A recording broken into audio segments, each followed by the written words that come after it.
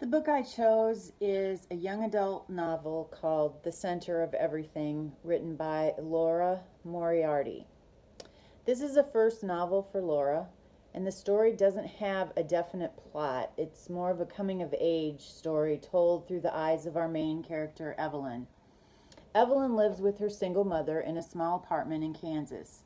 The important people in her life besides her mother is her grandmother and a boy her age, Travis, who's also her secret crush, who lives in another apartment within the same complex.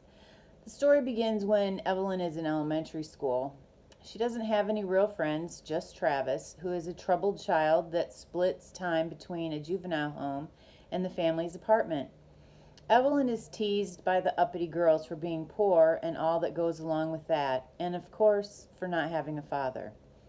Her grandmother visits them frequently and often helps out with some basic necessities, but her grandfather and her mother are estranged, so Grandma has to walk a fine line so not to upset the grandfather.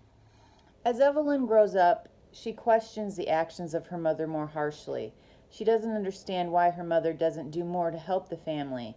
She can't seem to keep a job or a boyfriend. And then, to the horror of both Evelyn and the grandmother, the mother becomes pregnant. Baby Samuel arrives prematurely and has some physical and mental disabilities. And Travis falls in love with her new best friend, Dina. Dina gets pregnant, and Evelyn loses both her friends as she struggles with what she considers betrayal.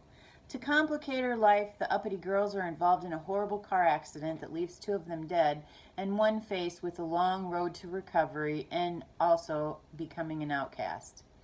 In an effort to find the true meaning of life, Evelyn looks back on her past and comes to realize that it's the little things that are important. Life isn't fair, and you play the cards you're dealt. But in the end, you make your own happiness. As I mentioned, this book doesn't have much of a plot, but it was very easy to read because it was so personable. I think most of us can relate to Evelyn, and I finished the book very satisfied.